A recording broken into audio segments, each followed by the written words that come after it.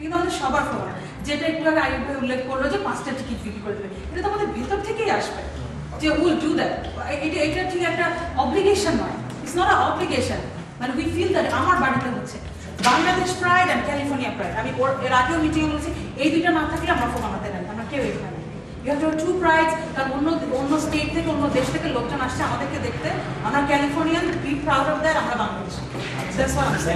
আচ্ছা, আমি আইয়ুবের কথা শোনার আগে আমি একটু কমেন্ট দিচ্ছি আগে, তারপর আগে কথা শুনবো। সেটা হচ্ছে যে এই কথাটা কিন্তু খুব ভ্যালিড। আইয়ুব যে প্রশ্ন তুলেছে যে শিল্পীরা একটা গান গাইল, তাদেরকে ফ্রি আসতে দিলেন, বাচ্চা ফ্যামিলিও আসতে দিলেন, সম্মান দেখালেন। আমরা যে যারা এই যে কনভেনার, কো-কনভেনার প্লাস আরো অনেক চেয়ারম্যান, এরা কিন্তু অনেস্টলি বলবো আমি গাধার মতো খাচ্ছি। এমনও দিন যায়, কিছু মনে করবেন না, এমনও দিন যায় যে লাস্টের একটা জিনিস কেনা হয় 2 টাকার জন্য, সেই টাকার কথা হয়তো মঞ্জু ভাই আরো 100 টাকা কোক নিয়ে এসেছেন, ভুলে গেছি। আসলে কিন্তু ভুলিনি, হয়তো 2 টাকা আমার কাছে নাই সেই কোকটা কেনার জন্য। তখন মঞ্জু ভাই কিন্তু মানে যেভাবে এবার ম্যানেজ করে আসতেছে। এই যে দিনে রাতে কষ্ট করে আরো 100 লোক কিন্তু খাটতেছে, তাদের মূল্যটা কোথায়? তাদের কিন্তু করেছি, তারাও পাশে মুখ দিবে না। যারা কমিটি মেম্বার আছে, যারা সিনসিয়ারলি কাজ করবে, এখন নাম আছে 100 জনের, দেখা গেল যেমন ইস্তিয়াক ভাই বের করতে কিছুক্ষণ আগে প্রায় 10-12 জন বের করে হচ্ছে 2 পৃষ্ঠার মধ্যেই, যাদের চেহারা দেখে নেই মনে কোন মেলার সাথে বসে আছে।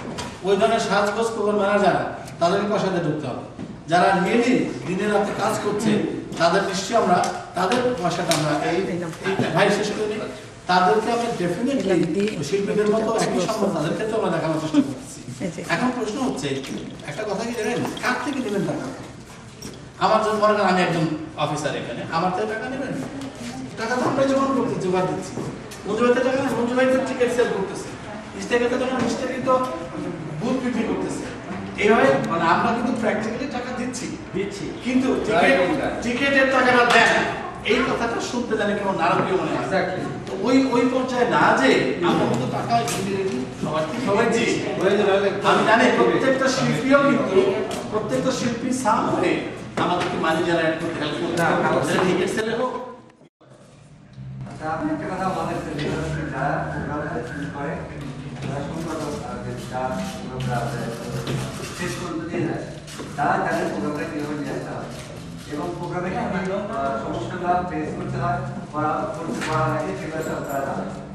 এদিক থেকে আমি ঠিক মনে করি যে আপনি ঠিক করছেন এবং সেই কারণে আপনার কিছু কিছু কথা ভালো লাগছে। সেটা হলো কি যে যারা আর্টিস্ট তাদেরকে কীভাবে দেখা দরকার এবং এই কথার পরিপ্রেক্ষিতে কিছু কথা আছে।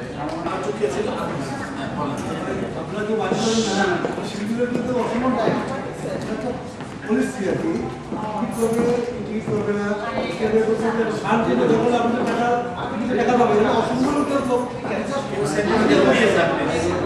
সবার এক্সপেরিয়েন্স একরকম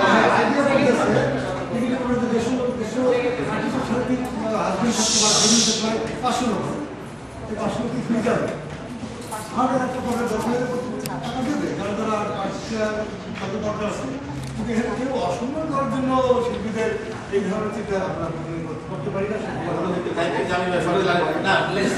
ভাই নাম্বার কে ছিল?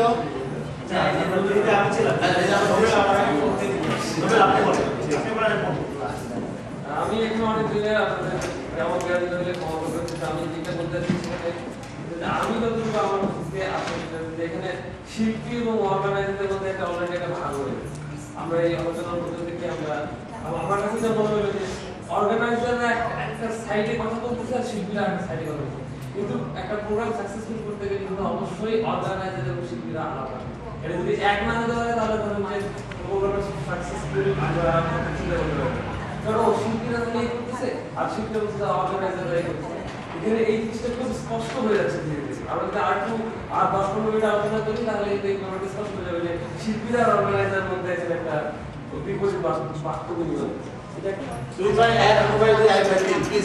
আচ্ছা, আমি সরি আমার একটা ছিল কিন্তু আমি যতটুকু বুঝতে পারছি অল্প সময়ে যেটা নোবেল অনেকটাই কথা শুনে যেটা বুঝতে পারলাম আসলে আমি যেটা বলছি আমরা আসলে শিল্পীদের সব গান শিল্পীকে দেওয়া রাখলাম, শিল্পী না তার খুব প্রিয় শিল্পী এরকম না বলে ইউ ডিসাইড।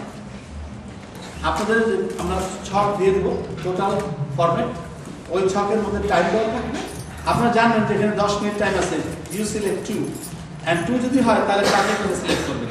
এইটা মঞ্জুরার সাথে বসে আপনারাই বুঝবেন, হ্যাঁ, যে না আমাদের অনেক সময় হানিফ ভাইকে অ্যাজ এ প্রেসিডেন্ট বুঝাইছি, হানিফ ভাই আপনার এই শিল্পীটা ওদের ভালো গান গেয়েছে কিন্তু ওকে আপনি না দিয়েন না, ওকে দিবেন যে 2 জন দিতে পারেন। একজন বললো ওকে না দেয়া, এমন একজন বললেন যে আপনার টিমের সবচেয়ে বেস্ট, বাইরে যখন বলবে ওই দায়িত্বটা আপনারা মাথায় রাখবেন যে বেস্টকে আমরা টাইমের সাথে ম্যাচ করিয়ে আবার ক্লাসে উৎসাহ দেওয়ার জন্য কিন্তু আবার যারা এখনো বেস্ট হয় নাই তাদের তো একদিন বেস্ট হতে হবে। ওই জন্য ইন্সপিরেশনের জন্য আবার তাদের বাদ দিয়ে দেন না, অনেকে টাইমের মধ্যে হলেও দেন, কোরাসে দেন, গেট দেম ইনভলভ। এই পলিসিটা কিন্তু আপনারা করবেন, ওই জায়গার মতো আমি থাকবো। হ্যাঁ, আরেকটা কথা সবার কাছে আমার কোনো জোরে রিকোয়েস্ট থাকবে যে মঞ্জু ভাইকে যদি একটু জানিয়ে বলছেন, মঞ্জু ভাই সারা জীবনে ল্যানে কাজ করেছেন, পড়াশোনা করেছেন, টিম চালিয়েছেন এবং মানে বাংলাদেশের এমন কোনো আর্টিস্ট নাই, উপমহাদেশে ইন্ডিয়াতে অনেক বড় বড় শিল্পীদের সঙ্গে কাজ করেছেন, একজনকে তো মানতে হয়। আমরা যদি মঞ্জু ভাইকে মেনেছি তার কাছে তো আমরা মাথা নত করেছি, আমরা অনুষ্ঠান শেষ হওয়া পর্যন্ত মঞ্জু ভাই যখন ভুল সিদ্ধান্ত দেয় উইল অ্যাকসেপ্ট দ্যাট। এইটার ব্যাপারে আমার রিকোয়েস্ট থাকবে। হ্যাঁ, আমি আগেও বলছি এটা যে যদি আমরা কাউকে মানি তাহলে যেদিন তাকে চেয়ার থেকে না সরাবো তার একদিন কিন্তু তাকে মেনে চলবো, আর দরকারে সরাবো। তো মঞ্জু ভাইকে যেমন নিয়েছি, ওনার ফাইনাল রুলিং যদি বলেন যে তুমি এবার গান গেও না, আপনারা জানেন যে অনেক সময় বিশ্বকাপে খেলতে আসে 3 বছর যাওয়াত আসে, খেলতে পারে না নাকি? দেখছেন এটা যে একটা প্লেয়ার প্রতি 3 বার আসলে একবার খেলতে পারলো না, লাস্টের বার কি করলো, লাস্টের 10 মিনিট কেউ পা ভেঙে করলো, তুমি খেলো। কিন্তু ওই যে কোচকে যে মান্য করেছে ওটার কিন্তু একটা ভ্যালু আছে। তো let us follow rules and let us follow regulations and advice and have the best thing. আচ্ছা, এরপরে কথা আছে, আমরা যদি পরও দেখবেন একজন শিল্পীকে ডাকিনি বা নাম নেই দেইনি, যদি আপনার কাউকে চিনেন প্লিজ ইনভাইট, আসতে বলবেন। সে গান গাইতে আমার কোনো কথা নেই, সে বলতে পারে যে না আমি গান গাই কিন্তু এই অনুষ্ঠানে আমি গান গাবো না, আপনার গান আমি দেখি। আচ্ছা, এবার পরে একটা ইস্যু আছে ভেরি ইম্পর্টেন্ট, যেটা নিয়ে আগের দিনে অনেক ডিবেট হয়েছে, আজকে কিন্তু সেকেন্ড মিটিং। আমরা কিন্তু এরকম আরেকটা কড়া ফাইট আরেকদিন করেছি পুলিশ স্টেশনে বসে, বেশি চিৎকার টিৎকার হয়েছিল। এক সময় পুলিশের মধ্যে এসে বলছেন, চেহারাও দেখাইছেন আমাদের ক্লাসে পুলিশ নাই ভাই, বেঁচে গেলাম। ভালো ভাই, এইটাও খুব ইম্পর্টেন্ট যে আমরা কিন্তু কোনো ট্র্যাক ইউজ করব। আপনারা আগের থেকে জানেন যারা বাংলাদেশ একাডেমি কোনদিন ট্র্যাক ইউজ করে না, তবে খ্রিস্টানদের একটা ভালো কথা বলছেন, কিন্তু ভাই আপনি ট্র্যাক তুলে দিচ্ছেন, আমরা সাধুবাদ জানাই, কিন্তু মিউজিশিয়ান দিতে পারবেন না। হ্যাঁ, ট্র্যাক তুলে দিলেন দোষ নাই, কিন্তু মিউজিশিয়ানও দিলেন না, ট্র্যাকও তুলে দিলেন, এটা তো আইনটা ভালো হলো না।